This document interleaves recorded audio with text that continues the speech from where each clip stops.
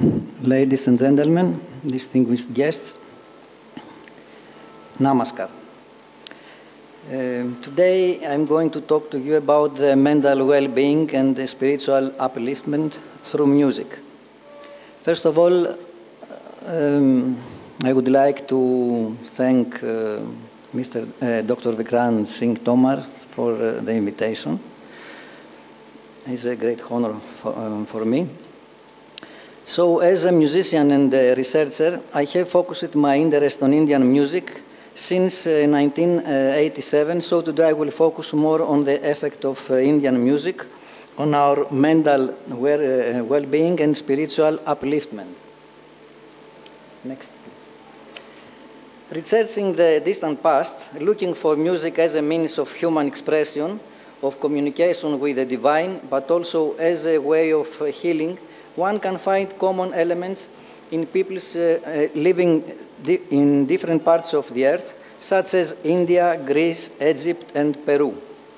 For example, in ancient Greece, music was always being taught to both girls and boys from a very young age, and someone who could not sing and play the lyre was considered illiterate.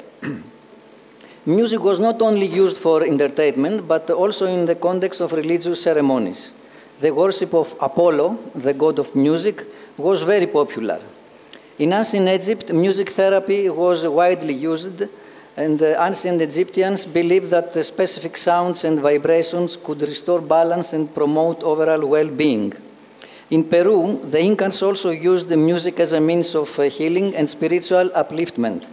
They believed that music is a medicine which reaches the soul through the body, helping people connect with the universe and aligning the energy points of the body so that it can cleanse and heal. They claimed that every sound awakens a memory in our cells, harmonizes and soothes the body, and allows us to connect with our spirit. Next, please. Okay. In India,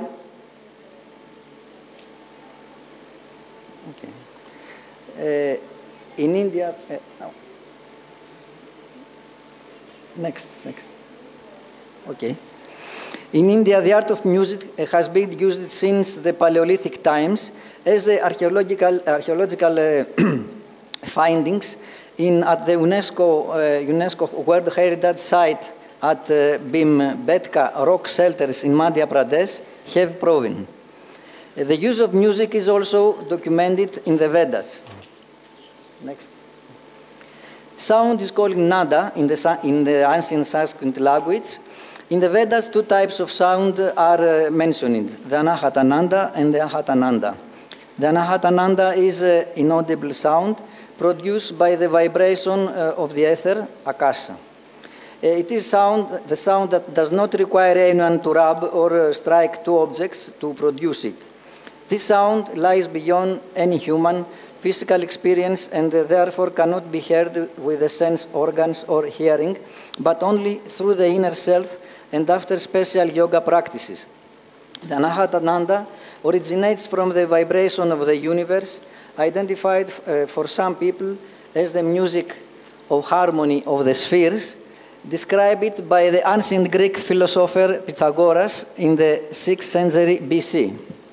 The Ahatananda, on the other hand, is the audible sound produced by the vibration of the air in the lower layers of the atmosphere.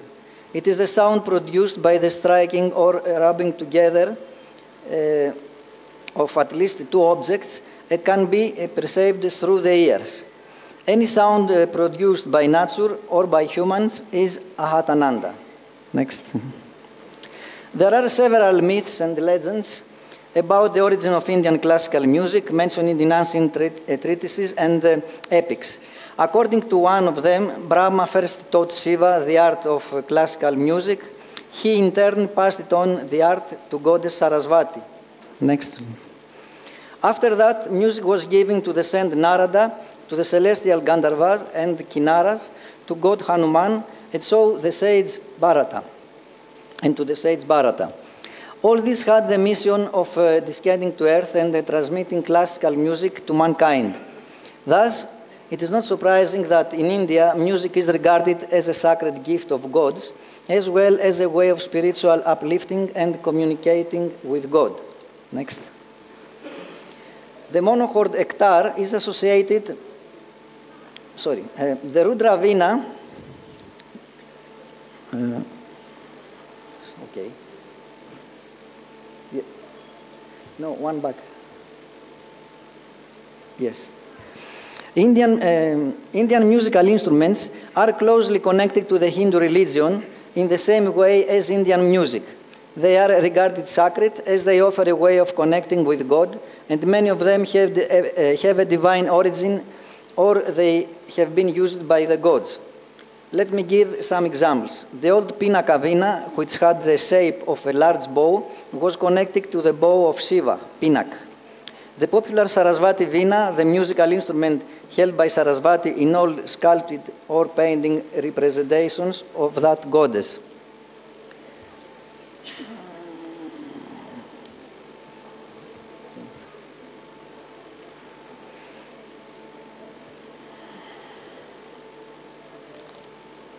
Sorry.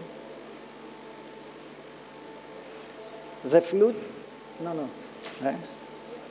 No, one back, please. Okay, yes. The flute is closely associated with the god Krishna, who it is said that able to hypnotize animals and humans with the magical playing of his flute. The hourglass-shaped Damaru drum is closely associated with god Shiva, who as Nataraja keeps the rhythm with it when he dances the cosmic dance Tandava. Next. The monochord ektar is associated with Mirabai, the great saint and poet of India, who is usually depicted holding this instrument.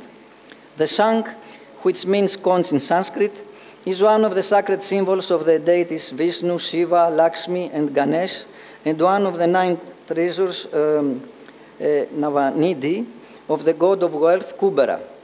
It is used in rituals performed in various Hindu temples in all the states of India. In Buddhism, the conch is one of the 8 auspicious symbols and is used in rituals not only as a wind instrument but also as a container for the sanctified water. It is believed that its sound resembles to primitive sound of creation, Om. It is also believed that it purifies the atmosphere of negative vibrations while giving strength and enthusiasm. Also, if water or other things are kept in the Shankh for a few hours, they are properly activated and have a beneficial effect on various diseases.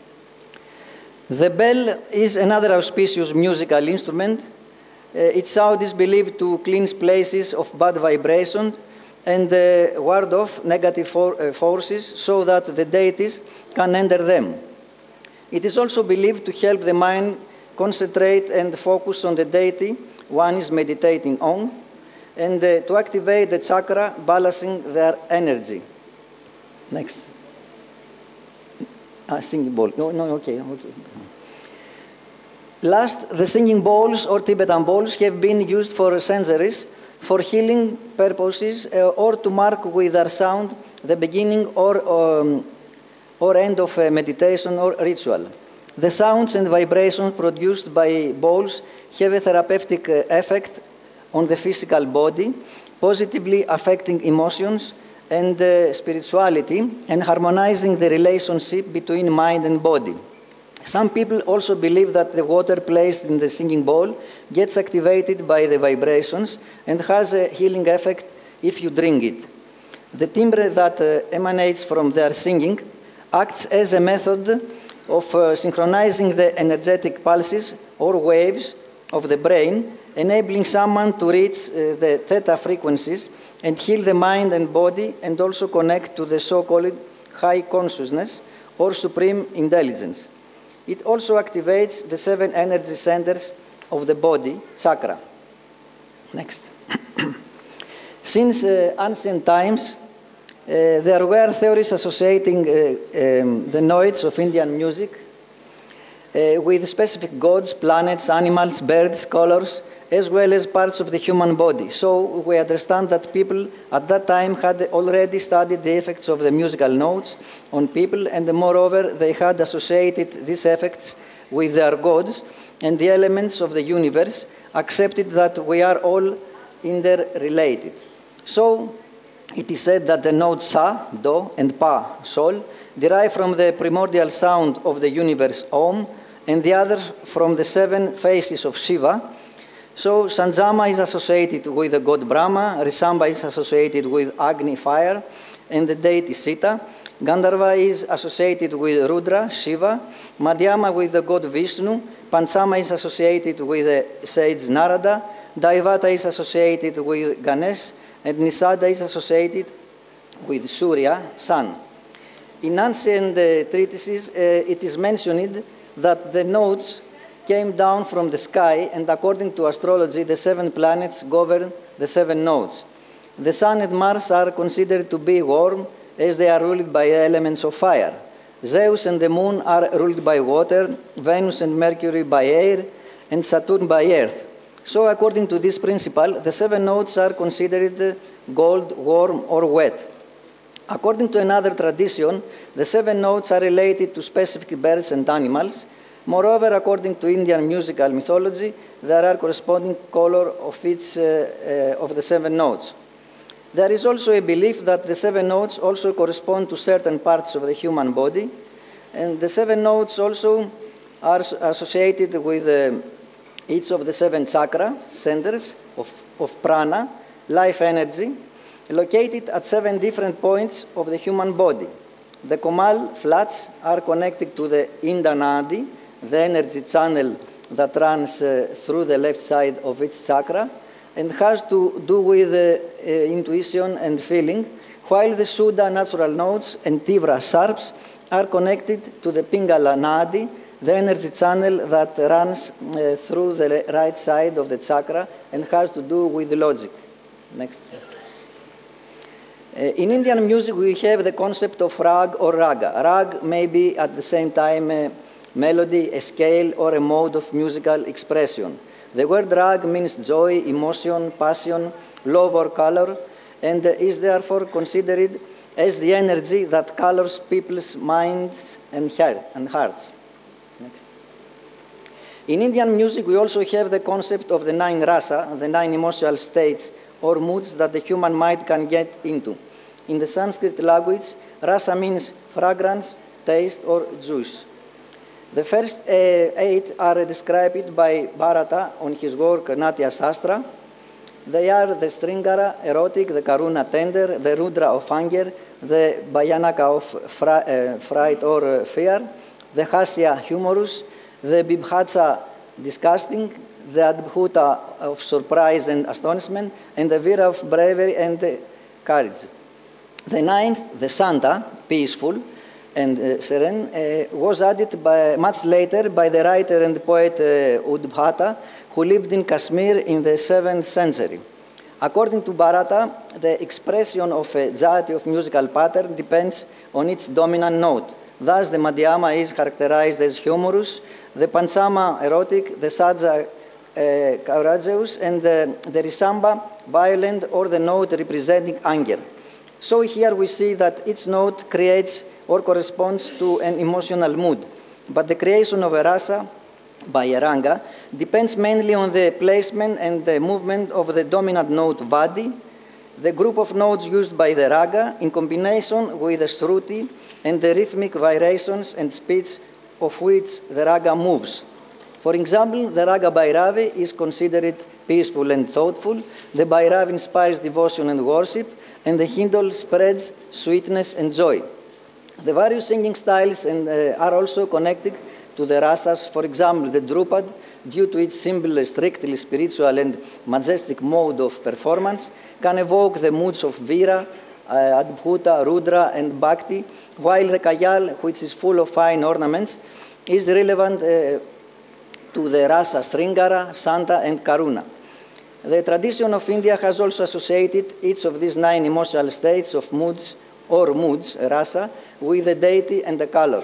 For example, Sringara rasa is associated with Vishnu, a green color, while Adbhuta is associated with Brahma and yellow golden color. Next. Numerous Indian singing styles have been also used for the spiritual upliftment of people. So from the Rig Veda recitations, the madram and the devotional folk music, to the various vocal genres of Karnataka classical music of South and the Hindustani classical music of the North. For example, the Drupad offers a path to divinity to both musicians and listeners. It's said to be originated from the mystical resonances of the sacred syllable Om and having its roots in the sacred Sanskrit text Samaveda. The music of the legendary musician of this style, Mian Tansen, would even have supernatural powers, causing rain or fire and taming with animals. Also the Qawwali, which is a genre of devotional vocal music that springs from the Sufi mystic tradition, in which music is one of the most powerful means of achieving spiritual elevation and enlightenment. Let me share with you a song dedicated to the Saint Khawaja Moinuddin Chisti, who first Qawwali in India, a song that moved me so much, despite not knowing the context of its lyrics, that when I was learning it, I could not complete it without bursting into tears. Okay. Inde pati ho, inde pati ho ya, Khwaja आज मेरी तुम्हें ख्वाजा ख्वाजा गान तुम्हें ख्वाजा ख्वाजा गान चिश्ती मोइनुद्दीन आप तो नबी जी के प्यारे आरज मोरी इंदे पाती हो इंदे पाती हो या ख्वाजा आज मेरी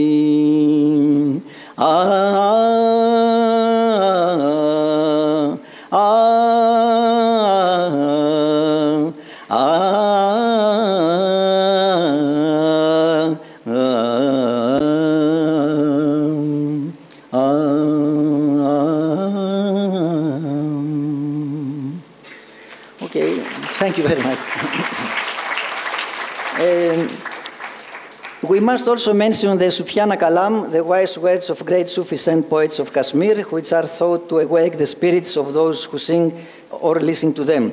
Also the Sabbath, the devotional songs of the Sikhs, the Bhajan, which are the devotional songs of the Hindus, the Kirtan, the devotional song which have become popular all over the world thanks to the great saint Sri Chaitanya Mahaprabhu, the Baul, which are the devotional songs of the wandering devotees, musicians of Bengal, often call it the madmen of the god, who, detached from the society, sing these songs in an ecstatic state while playing the Gopi Yandra.